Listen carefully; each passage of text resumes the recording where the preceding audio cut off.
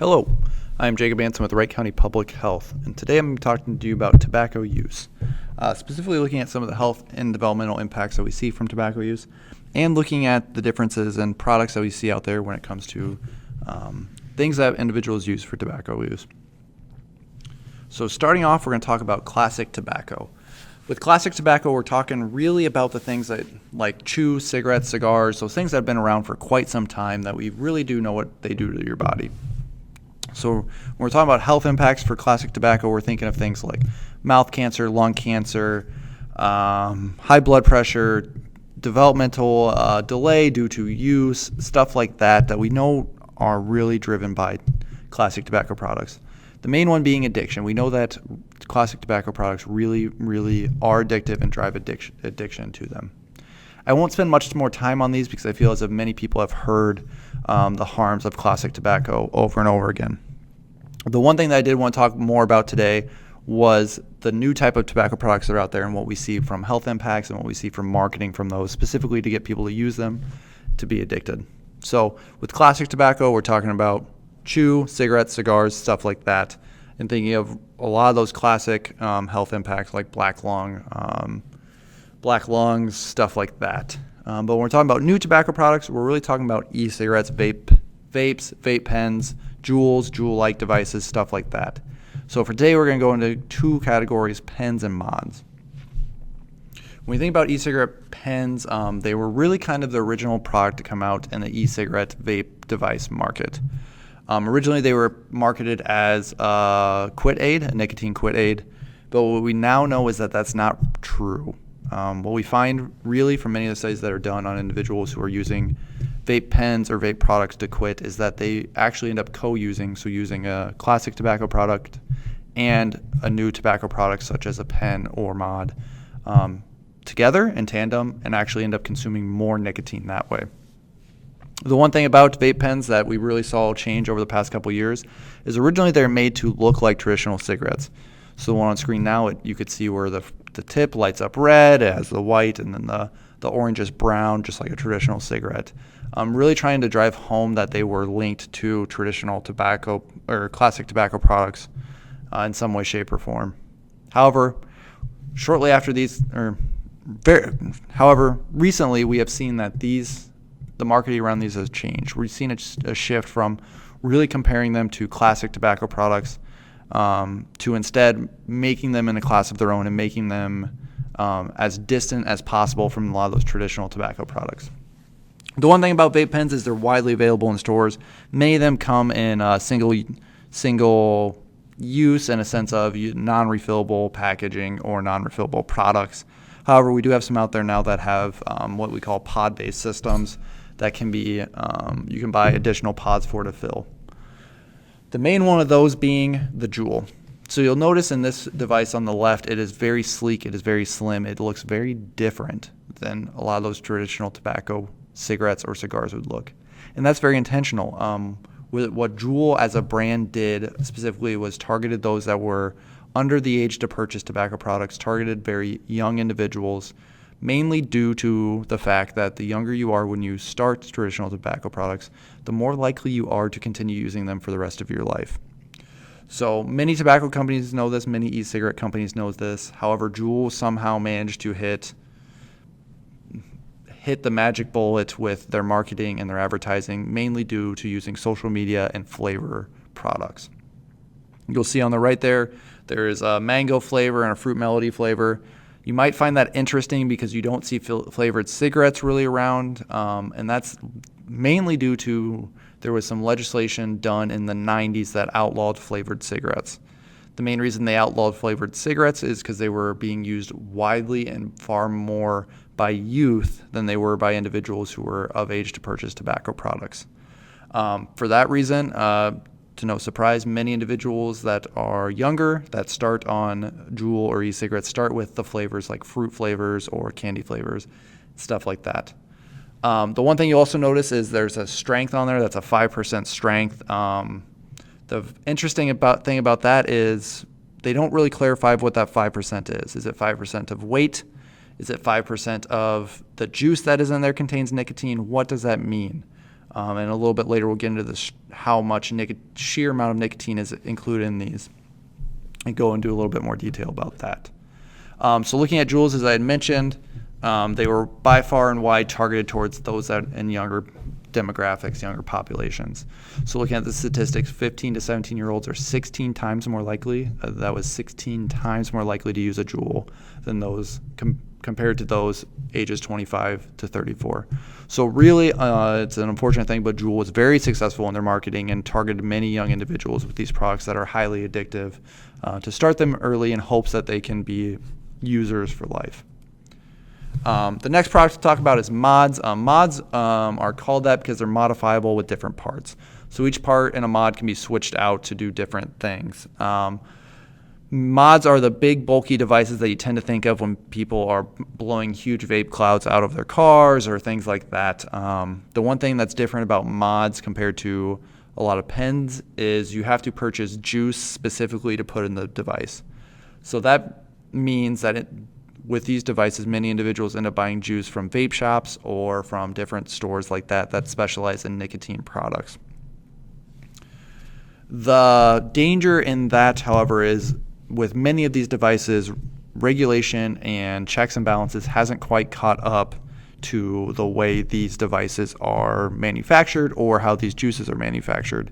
And what several studies have found out is that what individuals claim to have in juices varies widely from what's actually included in the juice. As far as some juices that claim to have zero nicotine actually have a significant amount of nicotine in it. So again, those individuals that may think using a mod or using a pen or using a vape device in general to help you quit, what we actually find out is you may actually be using juice that contains nicotine that will continue to drive that addiction. So I'd mentioned nicotine levels a little bit. You'll notice a traditional tobacco of cigarettes has 20 cigarettes and there's about 20 milligrams of nicotine in there. Pretty simple math to do, pretty easy to keep track of how much nicotine you're consuming in a day. However, with things like Joule pods, you see that there is the equivalent of 41 cigarettes worth of nicotine in this pod. Not only is there a large amount of nicotine in these pods, but they're a lot harder to keep track of how much you're using in a day versus having a cigarette. So with cigarettes, if you know you go through a pack a day, you know you go through 20 cigarettes a day. If you go through half a pack a day, you know you go through 10. With things like Joules or other devices, it's a liquid, so it's a lot harder to gauge how much you're actually going through a day until you're through a full pod. So knowing the difference between half a pod or 3/4 of a pod is the equivalent of consuming 10 more cigarettes. So really that nicotine, that use factor is driven very quickly through Joule due to the amount of how much nicotine's in there. The other thing that is very different about new tobacco products and nicotine products is the fact that they don't use the same type of nicotine. That may surprise some individuals. When you think of traditional tobacco products, the nicotine, what it really is a crystal on the tobacco leaves or it's a crystal in the tobacco leaf structure that is then smoked, and then that's what gives you the buzz of nicotine. However, with new tobacco products, specifically thinking about Joules, as they were the first ones to do this, what they have created is basically a chemically made nicotine. So what they do is they concentrate down nicotine molecules into crystals and then dilute said crystals in a liquid. If that sounds kind of strange to you, it is because it is kind of strange. It's basically an artificial way to make nicotine more potent. So by concentrating that down, you're concentrating large amounts of nicotine down into very small amounts of liquid. That means when you take a puff of a Joule, you're going to, on average, have more nicotine going in your body than a puff of a cigarette. The reason that's scary is not only are you consuming more that way, but the way the nicotine crystals work is they actually get you addicted faster. The reason for that is they cause higher peaks in the nicotine symptoms, the nicotine use, the buzz, and deeper valleys, so you crash faster. What that does is really drive that addiction because you get a buzz, you crash, you want that buzz again. And it will keep you coming back more and more and more, which means you're having more puffs, which means you're consuming more nicotine, which means you're becoming more addicted to these products. So it's a very devious system that they have developed with many of these nicotine products, these new products such as e-cigarettes and mods, to get individuals addicted and to really cause some of those extreme health impacts, those large, widespread health impacts that we're seeing at this point in time. Speaking of health impacts, the nice thing about nicotine is we know what it does to the body. Excuse me. We know what it does to the body. Nicotine has been around and studied for quite some time, so we know that consuming nicotine causes many things to happen in your body. One example being increased blood pressure, increased clotting, which can lead to strokes or heart attacks, lung damage, heart damage, many of those things. The other things that we see from nicotine is brain development, specifically negative impacts on brain development, memory, learning, and attention. A lot of this is caused by the addictive nature and the peaks and valleys of nicotine. That should ring something in your ear, because when we were talking about Joules, we talked about how they have greater peaks and greater valleys. So that brain development impact, that memory impact, is driven even further and happens even quicker with new nicotine products versus such as e-cigarettes and vapes compared to classic products such as cigarettes and cigars. The other thing that we like to talk about with e-cigarettes is the fact that there's so many chemicals that go into the juice and the liquid and the product itself that can be harmful in the body. Specifically, one of them is propylene glycol. This is what causes the cloud in the vape when people exhale. This is a skin irritant, eye irritant, lung irritant, and it creates toxic chemicals when used orally. This is one of the products that when it's inhaled into your body, it really sticks to your teeth and gums in your mouth. I'll bring that up again a little bit later, but it really causes some of that oral impact that we see. Diacetyl. Diacetyl is a harmful chemical that's also in many e-cigarette products that is used for flavoring and some of the preservative in it. It has been known to cause popcorn lung. I won't get into why it's caused popcorn lung, but the simple explanation of what it does on your body is it really causes some constriction, some tightening of where the air exchange happens in your body. So it causes what many individuals would describe as small lung damage. So when we're talking about where that air exchange happens within your lungs, that's where the damage is happening. That is very different than what we see with traditional tobacco products, such as cigarettes, for example. A lot of the lung damage that we see with cigarettes is large lung damage. So it's the black lungs. It's the half of the lung is dead. It's stuff like that. However, with e-cigarettes and some of these new products, what we see is the small lung damage. So the lungs may not be black. They may not look like they're dying as whole, but they're dying from the inside out now instead of outside in. Glycerin. Glycerin is mixed with nicotine flavors and additives to make e-cigarette juice. Is a harmful component within that, specifically when it's heated, and this is another one that really sticks to the teeth and causes some of that major oral damage that we'll talk about in a second. The next one is acrolein. It's created from heated glycerin. It's toxic. Again, skin, eye, and nose irritant. It causes lung damage and respiratory depression. Formaldehyde. Many of you have probably heard the word formaldehyde. It is what is used to preserve bodies and other such things in experiments or anatomy class and stuff like that.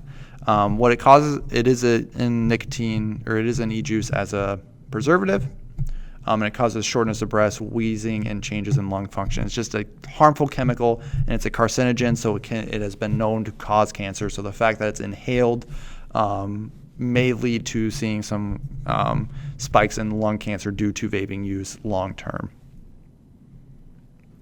Heavy metals. So heavy metals actually are not found in the e-juices. The one surprising thing that when many of the studies were looking at health impacts of e-cigarettes was they were seeing spikes in individuals' blood lead levels. And they were really confused by that because it wasn't in the e-juice. They didn't know where it was coming from. In fact, where it is coming from is it's coming from the heating elements. So the way e-cigarettes work is that the liquid is absorbed in something and then heated up very rapidly by heat. A heating coil as an example in that picture, or other heating elements. Those are in fact made with cheap metals. They're made very cheaply, and many of the times that metal is lead or nickel. What we know about lead or nickel is when it gets into the bloodstream, so when you inhale it and it increases your blood lead levels, what actually happens is it can cause some major damage to your body. when we think of things such as the impacts that lead paint has on individuals and other things like that.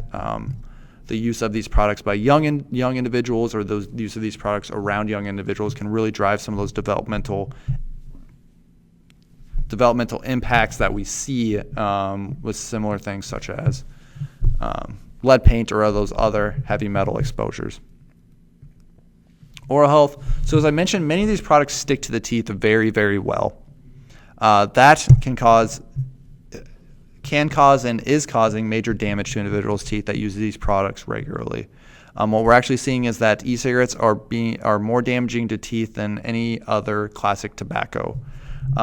So we're seeing more gum irritation and gum disease, more tooth decay, more tooth loss with e-cigarettes than we are with other classic tobacco products. So when we think of many of individuals' quality of life, it is very driven by oral health.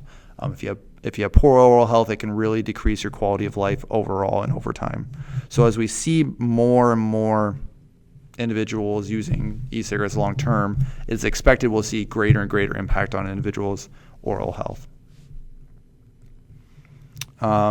I know today's presentation was very brief, and I went largely into e-cigarettes and vaping devices. If you have any questions, I believe there will be a survey coming out where you can fill out questions. Otherwise, feel free to reach out to me. I appreciate the time being here, and I hope everyone's healthy. And again, thank you for listening. And if you have any questions, I believe fill out that survey. Otherwise, reach out to me via email preferably.